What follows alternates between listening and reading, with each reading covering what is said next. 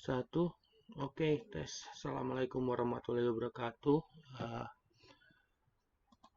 Sebelumnya saya minta maaf kalau misalkan banyak noise background suara saya karena memang ya kita sama-sama tahu bahwa keadaan kita sekarang seperti apa.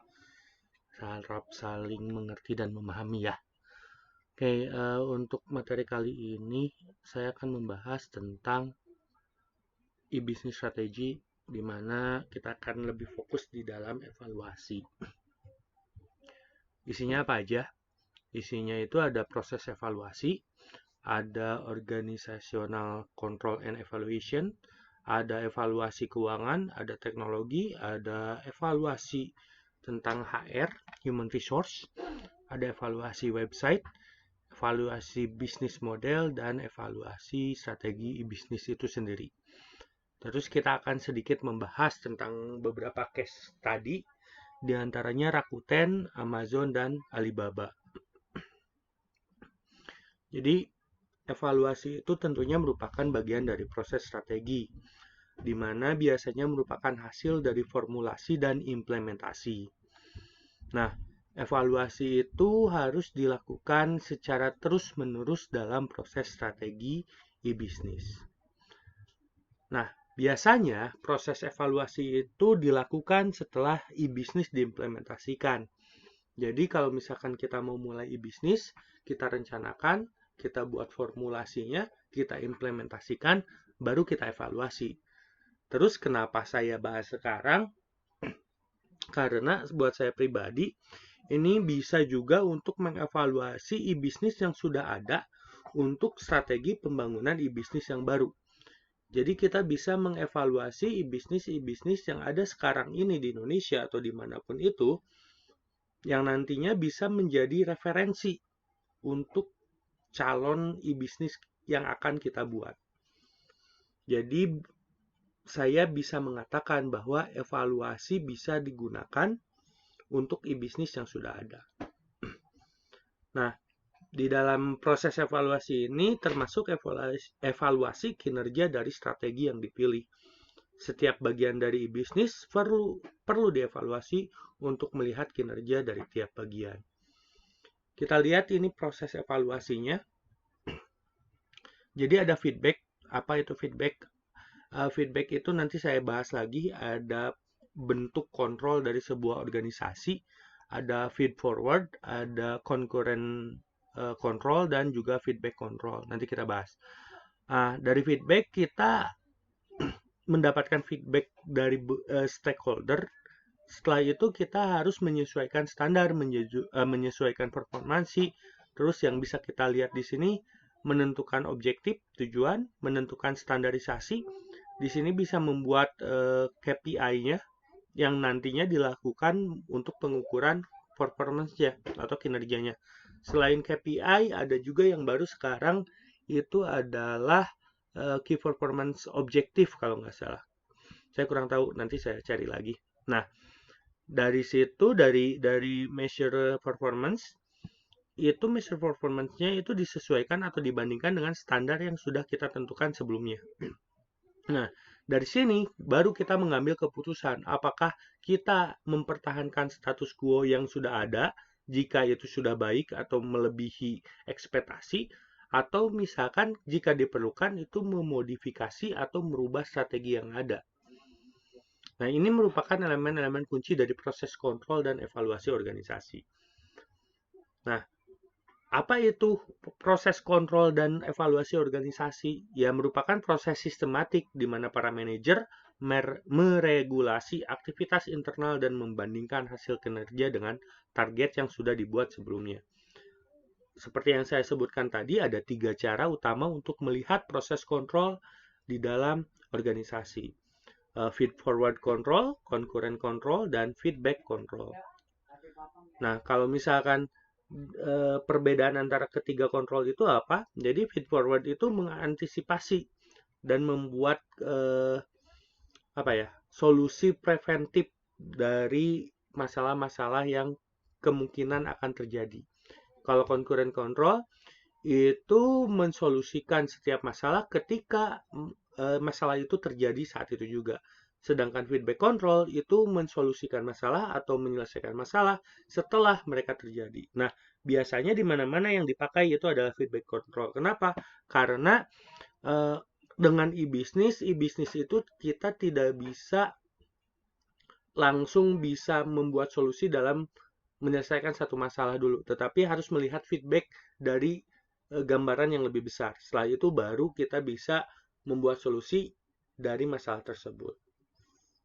Nah, dalam proses evaluasi tentunya yang paling biasa digunakan adalah feedback control. Kenapa? Ya tentunya karena evaluasi itu dilakukan ketika setelah ada feedback, setelah ada pendapat-pendapat atau misalkan saran atau misalkan masalah dari stakeholder yang nantinya bisa mempengaruhi kinerja organisasi. Hal itu dikarenakan dari ya kalau di sini hasil dari feedback digunakan sebagai evaluasi perbandingan terhadap target. Nah, di dalam evaluasi itu apa saja? Ada menentukan standar kinerja atau performansi. Ya, biasanya itu menentukan KPI, Key Performance Index. Ada juga ya sesuai dengan kebutuhan itu bisa menggunakan istilah yang lain. Terus ada mengukur kinerja aktual yang terjadi, membandingkan kinerja aktual dengan standar, menilai dan melakukan aksi yang dibutuhkan berdasarkan evaluasi. Kita lihat, itu adalah proses evaluasinya. Kita lihat yang pertama itu adalah financial evaluation atau ya evaluasi keuangan. Tentunya ini adalah penilaian yang paling pertama dilakukan pada saat evaluasi. Kenapa? Ya mau nggak mau target e-bisnis itu adalah keuangan atau finansial. Yang namanya e-bisnis tentunya ingin mendapatkan revenue atau keuntungan. Nah, keuntungan di sini dalam bentuk keuangan tentunya. Nah, di dalam evaluasi finansial ini yang harus dievaluasi itu memberikan overview kesehatan organisasi. Yang perlu diperhatikan ada cash flow, aset, akun, pelanggan, supplier, dan stok. Kita akan sedikit membahas ini saja untuk financial evaluasi. Kenapa? Karena dalam MSI kita tidak akan banyak membahas ini. Kita akan banyak bahasnya di teknologi. Nah, di sini ada dua pernyataan keuangan yang utama menyediakan informasi, yaitu balance sheets, apa itu? Ya, neraca, dan income statement. Neraca keuangan merupakan pernyataan keuangan yang menggambarkan posisi keuangan organisasi dengan fokus terhadap aset, baik lancar ataupun tetap. Lancar itu yang bisa dikonversikan terhadap uang tunai secara cepat, ataupun aset tetap seperti bangunan, mesin, dan yang lainnya. Liabilities atau hutang, jangka pendek dan jangka panjang. Terus equity, perbedaan antara aset dan hutang, memberikan informasi kekayaan bersih dalam saham dan laba. Apa itu income statement? Merupakan ringkasan dari kinerja keuangan organisasi dalam suatu periode waktu. Jadi, bisa mengevaluasi posisi keuangan dari sebuah organisasi dapat dilakukan dengan menghitung rasio keuangan sederhana. Biasanya yang paling umum digunakan itu adalah liquidity dan gearing. Nah, kita masuk ke teknologi evaluation. Apa itu teknologi evaluation? Ya, teknologi merupakan salah satu kunci utama dalam sebuah e-bisnis, sehingga penting untuk mengerti di mana posisi mereka berada. Kebanyakan organisasi memulai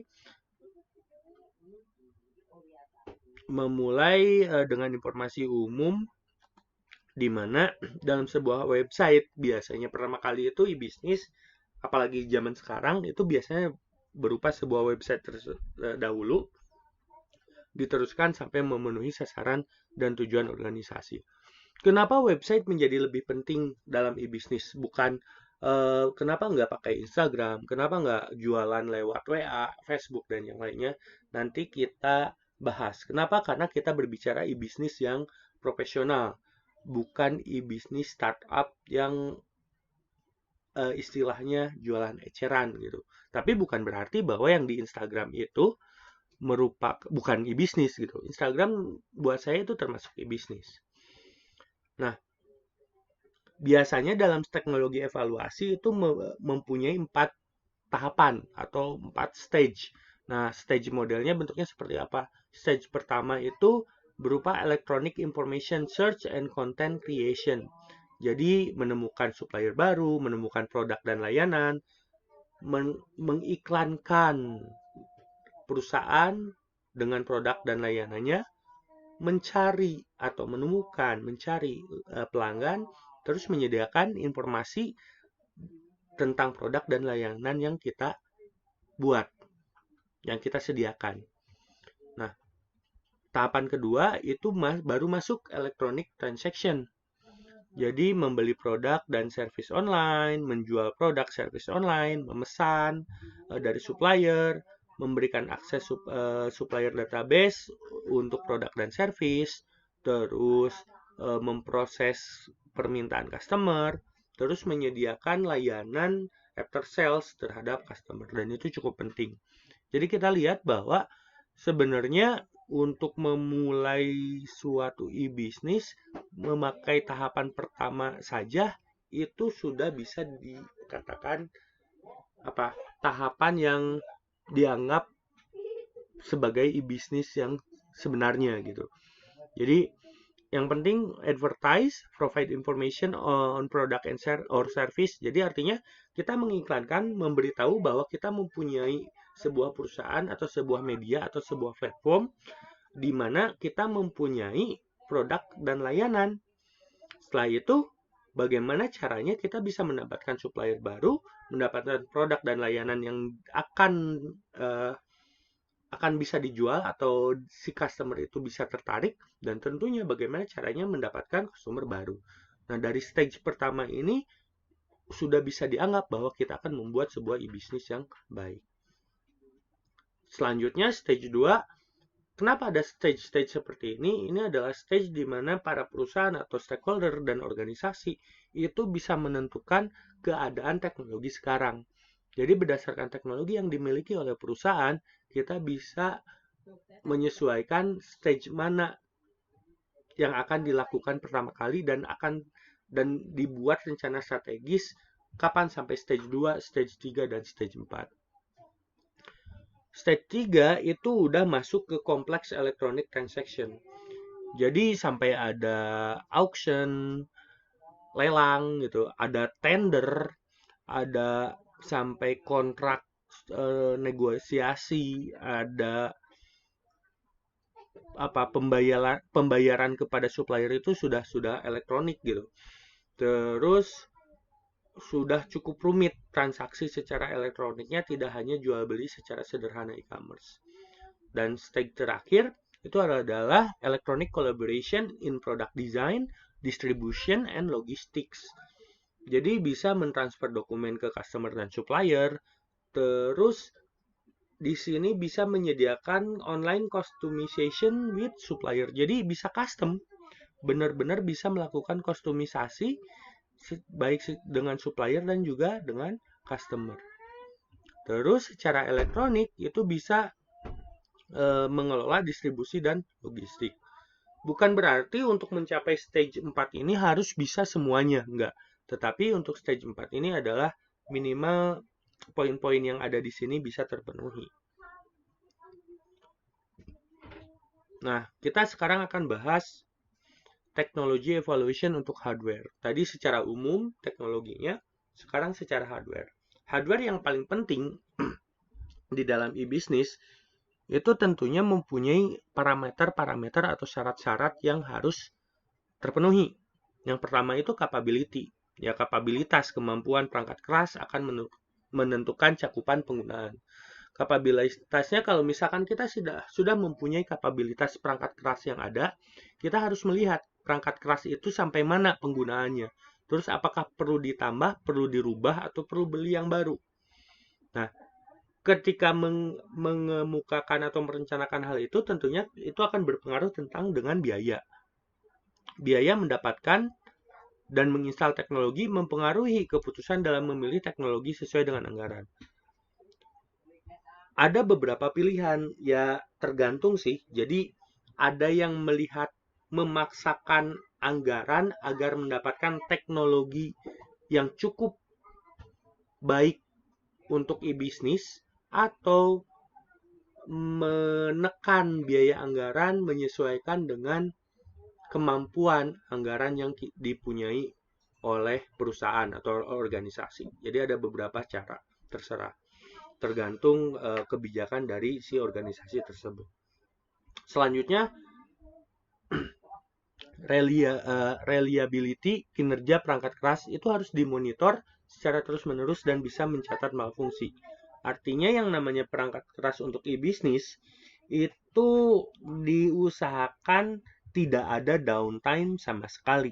Kalaupun ada downtime, itu harus ada second plan-nya, ada rencana B, C, dan D. Jadi, apa yang harus dilakukan ketika downtime, apa yang dilakukan ketika terjadi malfungsi, dan yang lainnya. Tetapi, yang pasti diusahakan si perangkat keras itu harus bisa bekerja dengan baik. Selanjutnya adalah obsolescence. Itu artinya, intinya ya kadaluarsa atau terlalu lama. Ya, nggak lucu juga kalau misalkan kita mau membuat sebuah aplikasi Android, tetapi target pasar kita jelek. Artinya mereka masih menggunakan Android tipe lama. Atau misalkan di sini karena hardware-nya kita fokus ke perusahaan, nggak mungkin juga kita membutuhkan akan membuat e-bisnis dengan user 1 juta orang di mana traffic-nya 1 juta per hari, tetapi dengan server yang seadanya gitu. Jadi harus disesuaikan dari kapasitas,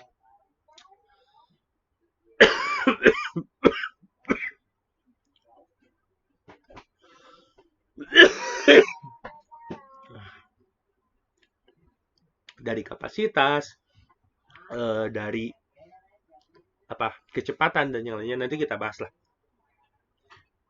Scalability, jadi tentunya apapun yang kita siapkan dari cost, dari lamanya hardware yang sudah ada dan yang lainnya, nantinya ketika perkembangan perusahaan itu pasti kebutuhan teknologi meningkat dan itu harus diperhatikan juga. Ada beberapa vendor yang memberikan solusi bahwa kira-kira mau dipakai berapa lama. Targetnya, jangka waktunya pendek, menengah, atau panjang gitu. Kalau jangka pendek ya berarti mungkin memberikan hardware yang penting bisa melakukan kerjanya dengan baik dalam waktu yang sangat singkat gitu deh, yang nantinya perlu direncanakan lagi untuk mengupgrade sistem. Tetapi ada juga vendor yang bisa memberikan solusi tergantung ya biaya yang kita punya, anggaran yang perusahaan punya. Terus dan yang terakhir adalah tentunya resiko. Resiko itu tidak pernah hilang dalam sebuah bisnis, sehingga perlu diperhitungkan. Semakin banyak keuntungan teknologi baru yang dipakai, semakin besar pula resiko yang muncul. Kita pengen bahwa, wah, kita akan membuat sebuah perusahaan yang besar, kita punya modal dan yang lainnya gitu. Tetapi ingat, resiko itu bukan hanya satu sisi saja. Resiko kalau misalkan advertisingnya jelek, ya kalau tidak ada user, ROI-nya, return of investment-nya ya nggak bakalan balik secara cepat, atau malah merugi gitu. Tetapi kalau misalkan advertising atau marketingnya sangat baik, tapi malah hardware-nya itu masih jelek, ya kemungkinan akan overload. Sehingga ya risk itu harus diperhitungkan. Nah, selanjutnya tadi hardware, sekarang software. Software sih sebenarnya ya karena kebanyakan dari kita itu lulusan teknik informatika, sistem informasi, dan berhubungan dengan komputer, apalagi dengan software, seharusnya tahu gitu, apa saja sih yang harus agar software itu menjadi lebih baik. Yang pertama itu adalah quality. Quality itu ya kualitas keamanan, UI, UX, user interface, user experience, dan semua parameter yang menjamin perangkat lunak itu berkualitas. Berkualitas itu bukan berarti yang paling baik, yang paling bagus, yang paling keren, yang paling maju, tetapi berkualitas itu sesuai dengan kebutuhan. Kedua itu adalah efisiensi. Perangkat lunak atau software itu dibuat dengan baik. Sistem yang baik, coding yang efisien dalam memori, kapasitas, dan ukuran di disk. Apalagi yang namanya e-bisnis, sekarang e-bisnis itu tidak jauh dengan video dan gambar. Jadi kalau video dan gambar, konversi, atau misalkan dia full image sekarang pakai DSLR itu bisa sampai 5 mega sampai 10 mega. Dan itu bagaimana ukuran di disknya. Jadi harus diperhitungkan efisiensinya. Flexibility itu harus bisa memproses semua kebutuhan e-bisnis tanpa memerlukan modifikasi. Artinya, software yang ada itu harus bisa menjamin atau mendukung semua proses kebutuhan e-bisnis tanpa ada penambahan embel-embel, tambah modul, tambah apa gitu.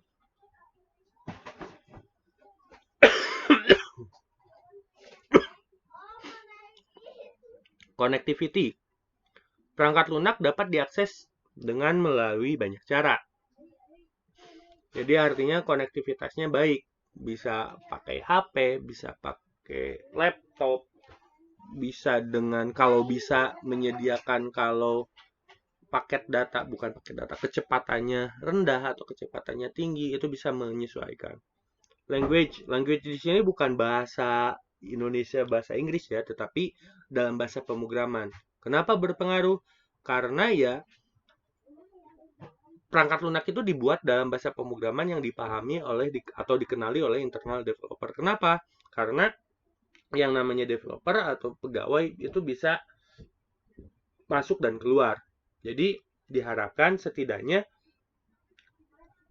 secara rata-rata dapat dimengerti oleh semua developer yang ada di organisasi.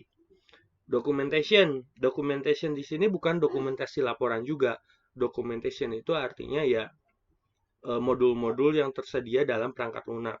Jadi yang cukup penting tapi kadangkala terlupakan itu bantuan dan laporan. Sedangkan form data entry itu ya secara otomatis pasti dibuatkan, tetapi bantuan dan laporan kadangkala itu menjadi prioritas bukan yang pertama.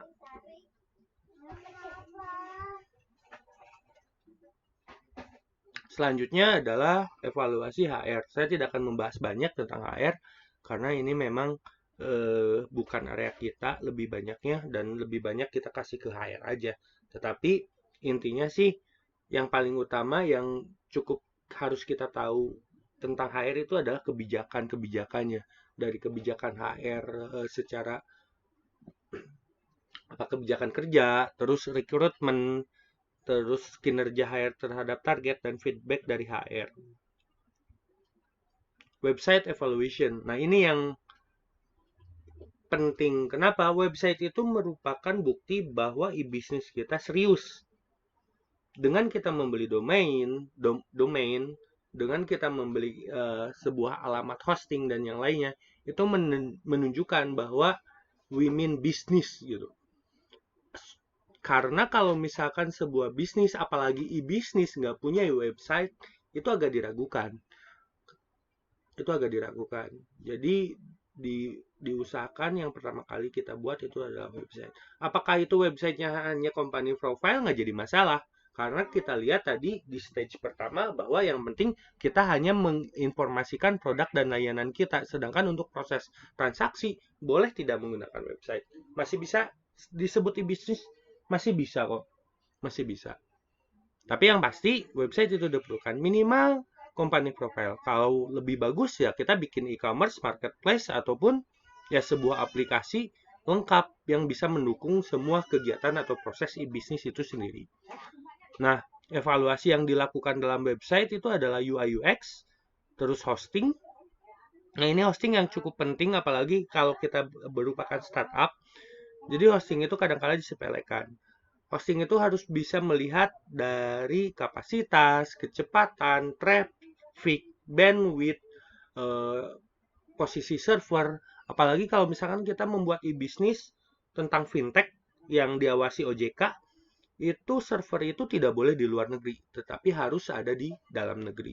Nah, itu adalah salah satu syarat-syarat untuk fintech yang diawasi OJK. Jadi banyak hosting termasuk syarat gitu. Jadi hati-hati dalam memilih hosting. Dan terakhir ini adalah data. Apa maksudnya data?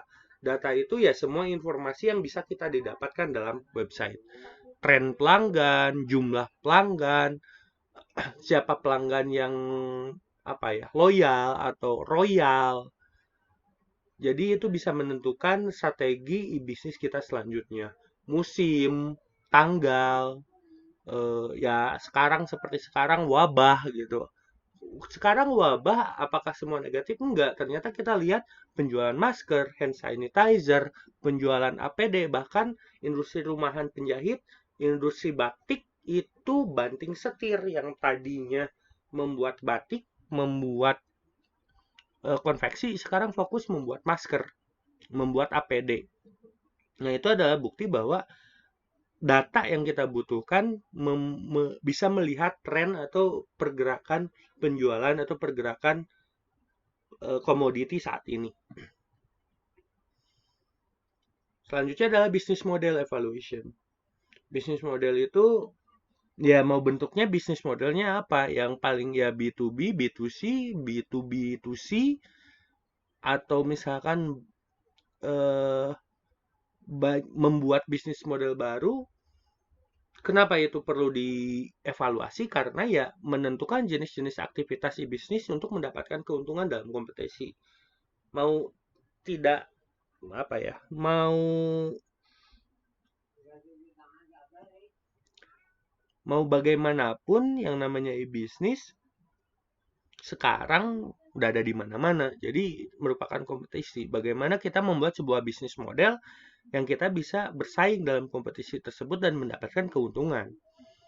Nah, saya tambahkan bahwa evaluasi bisnis model memerlukan proses yang panjang dan melibatkan para stakeholder. Kenapa?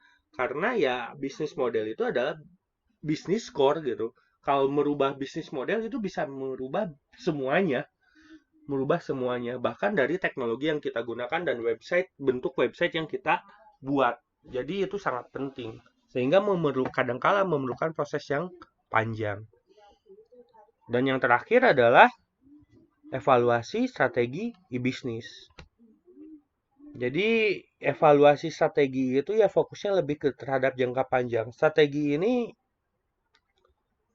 harus bisa memperlihatkan apakah organisasi menuju ke arah yang sesuai dengan tujuan atau tidak. Kalau misalkan tidak, perlu didiskusikan kembali apakah perlu adanya perubahan atau modifikasi. Ini bisa menggunakan tools mengetahui apakah strategi yang dipakai itu cocok atau tidak. Kita masuk ke case study. Kenapa kita langsung ke case study? Ya, semoga kita bisa mengevaluasi dan juga mempelajari dari bisnis-bisnis yang sudah ada. Saya akan fokus sekarang untuk e-commerce dan marketplace dulu. Semoga yang lainnya bisa dijadikan tugas.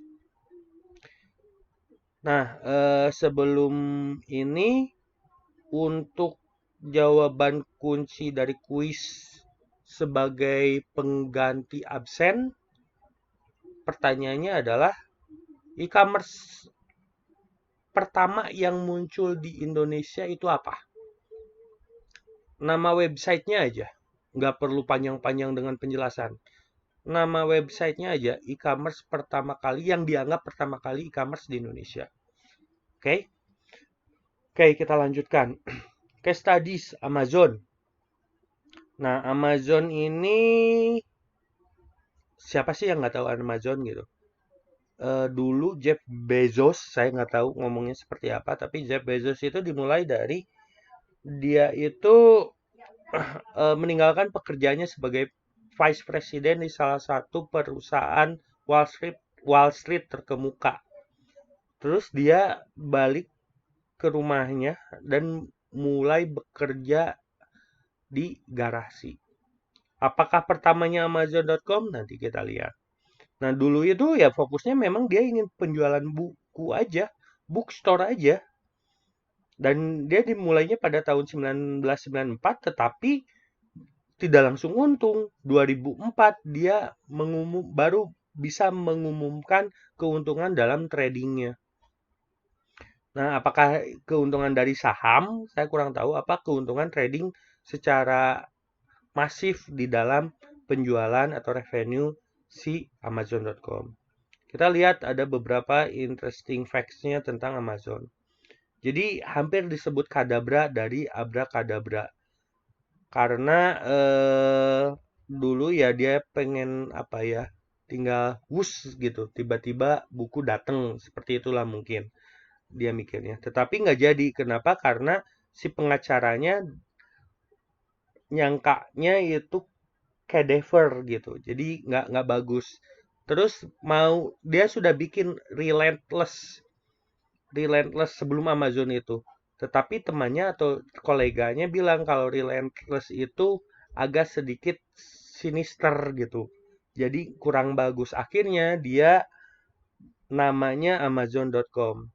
Yang pertama alasannya karena buat skala dia melihat Amazon itu merupakan sungai terbesar di dunia sehingga pengen menjadi apa toko buku terbesar di dunia. Dan yang kedua, itu dulu listing web itu pada tahun 90-an itu biasanya secara alfabetikal. Jadi kalau sekarang indexing pakai Google kan udah keren gitu searchingnya. Kalau dulu biasanya listing web itu indeksnya itu alfabetikal. Jadi Amazon itu lebih gampang didapatkan. Nah, pertama kali yang dijual itu dari garasinya Bezos, Juli 1995. Itu judulnya Fluid Concept and Creative Analogies, Computer Models of the Fundamental Mechanism of Thought. Apa itu? Nggak tahu saya isinya apa. Nah, ini yang unik bahwa setiap pegawai Amazon.com itu menghabiskan 2 hari di dalam 2 tahun, termasuk CEO, itu menjadi customer service. Kenapa? Karena membantu semua pegawai mengerti bagaimana proses customer service. Dan ini patut dicontoh agar tahu bahwa menjadi customer service itu tidak mudah gitu. Dan bisa mengetahui kira-kira apa saja yang dibutuhkan oleh pelanggan yang berhubungan dengan divisi masing-masing gitu. Amazon itu memiliki 10% dari Amerika Utara e-commerce. 10%. Cukup kayak yang kecil tapi itu sangat besar sebenarnya. Dan sekarang tuh 206 juta orang berkunjung ke Amazon setiap bulan. 206 juta. Hampir berapa persen? 60-70% dari jumlah penduduk Indonesia. Nah, selanjutnya Rakuten. Banyak sekali yang nggak tahu Rakuten. Saya pribadi pun baru tahu Rakuten itu ya gara-gara ngajar ini malah. Jadi Rakuten itu apa? Rakuten itu seperti yang kita lihat di sini, ya ini milik Jepang. Jadi Amazonnya Jepang. Dan dia itu dikenalkan di Jepang itu pada tahun 1997 sebagai e-commerce. Hanya dengan 6 pegawai, 1 server, dan 13 merchant atau pedagang yang ada di dalam si Rakuten sendiri. Sekarang itu sekarang dia menawarkan e-commerce, fintech, konten digital, dan layanan komunikasi. Biasa disebut Amazonnya Jepang. Pada tahun berapa ya? 2013 kalau nggak salah. Dia membeli Buy.com. Buy.com itu salah satu saingan Amazon dan eBay dulu tuh. Dia membeli Buy.com 250 juta dolar dan rebrandnya menjadi Rakuten.com. Sedangkan yang di Jepang itu Rakuten.co.jp. Dalam Jepang, Rakuten itu artinya optimisme. Jadi brandingnya itu, core-nya itu optimisme. Grupnya itu mempunyai 70 lebih bisnis dan mempunyai member 1,4 miliar di seluruh dunia. Nah, ini adalah Rakuten Grupnya, ada Rakuten Fiber, Marketing, Intelligence, Kobo, Rakuten TV, Rakuten, dan Viki. Kita bisa lihat untuk secara net penghasilan bersihnya 2019 kemarin ternyata rugi. Saya kurang tahu apa yang terjadi. Apakah karena ya wabah atau berpengaruh atau tidak, saya kurang tahu. Karena sangat jauh banget gitu. 2018 itu untung 141 miliar gitu. Sedangkan 2019 itu 33 miliar itu rugi.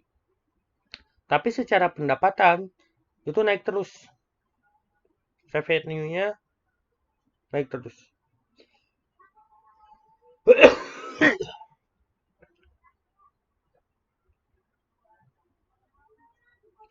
Oke. Kenapa Rakuten tidak banyak yang mendengar? Sebenarnya ada tagline yang saya lihat bahwa Rakuten salah satu e-business atau e-commerce terbesar di dunia yang tidak terkenal. Iya. Terus kenapa penjualannya bisa tinggi? Kalau dari analisis saya pribadi sih karena di Jepang memang eh, produk semuanya cukup mahal ya. Jadi secara pendapatan, secara income terlihat besar gitu. Tetapi kalau misalkan dibandingkan dengan biaya hidup mereka ya mungkin masih tergolong medium kali ya. Saya kurang tahu, perlu dianalisa lebih tinggi lagi. Nah, Rakuten ini eh, Rakuten ini cukup cukup apa ya? Cukup bagus untuk diteliti. Kenapa? Karena ternyata ada e-commerce yang tidak terlalu terkenal tapi secara pendapatan itu lumayan dan salah satu pendapatan atau revenue tertinggi di dunia dan harus dipelajari lagi. Dan yang terakhir tentunya Alibaba. Nah, Alibaba ini pada tahun 99 led by Jack Ma. Dulu tuh dia tuh guru Inggris dari Hangzhou, Cina. Nah, ini dimulai dari bisnis-bisnis kecil, terus dia percaya bahwa internet itu akan eh, ya akan membantu para bisnis-bisnis kecil ini mendapatkan keuntungan. Akhirnya ya saya nggak perlu cerita lebih banyak, jadilah Alibaba. Nah, yang tidak banyak diketahui bahwa Alibaba itu lebih sekarang itu ke grupnya. Sedangkan produk-produknya ini di Cina sendiri yang paling terkenal bukan Alibaba tapi Taobao. Disebut tuh Taobao. Taobao. Kalau kalau dalam ini kayak apa ya? Kayak apa istilahnya? Aduh, saya lupa. Kayak plesetan. Dapau itu da besar, pau itu tuh bungkus. Tahu pau itu saya kurang tahu apa artinya secara secara filosofi harus dipelajari lagi. Nah, Tmall, apa itu Tmall? Tmall itu seperti Tapau tapi bentuk mallnya. Apa bedanya? Kalau Tapau itu mereka penjualannya itu lebih ke seluruhnya, baik yang startup, usaha rumahan, industri rumahan, UMKM, dan yang lainnya. Kalau Tmall itu biasanya ada verifikasi, sehingga bisa menjamin bahwa produk-produknya itu dianggap lebih berkualitas atau original. Nah, biasanya Tmall sendiri ketika kita buka Tapau itu ada. Nah, AliExpress itu adalah Tapau versi global, itu AliExpress. Tapau versi global, itu AliExpress. Alibaba, Alibaba itu apa? Nah, Alibaba di sini ke alibaba.com itu bukan marketplace sebenarnya, lebih ke B2B-nya. Artinya ketika kita mau impor sesuatu dari Cina lebih baik pakai Alibaba, jangan AliExpress. Dengan alibaba.com biasanya itu kerjasamanya lebih lebih baik. 1688 hijau papa ya itulah. Nah, ini kalau nggak salah ini grosiran. Ini grosiran dengan minimal pembelian apa gitu. Alimama. Nah, Alimama itu banyak yang salah kaprah bahwa ini tuh Alibaba. Dan kita tuh fokusnya ke Alibaba cerita di Timur Tengah gitu. Saya lupa Alibaba tuh dari mana ya. Tapi sebenarnya ini bukan Alibaba. Dibacanya itu Alipapa. Ba-nya itu sedikit antara B dan P. Papa itu ya bapak. Makanya ada Alimama. Mama itu ya ibunya, ini bapaknya. Nah, ibunya ini, ahli mama ini fokusnya ke finance kalau nggak salah. Ke ke finance atau oh nggak, ke marketing, marketing dan iklan, advertisement itu ahli mama. Alibaba Cloud ini service Alibaba. Eh Cainiao tuh saya kurang tahu nih, saya baru tahu. Dan terakhir tuh N Financial itu bukan fintech ya, ya fintech atau bukan sih? Kayak ya kalau di sini kayak GoPay, kayak apa? OVO. Nah, di sini N Financial itu ya bergerak di bidang finansial. Ya mungkin untuk sementara cukup segini dulu. Untuk referensinya bisa kalian dapatkan. Ini maaf, ini rakuten.co.jp bukan rakuten.cp. Semoga bermanfaat. Saya akhiri. Assalamualaikum warahmatullahi wabarakatuh.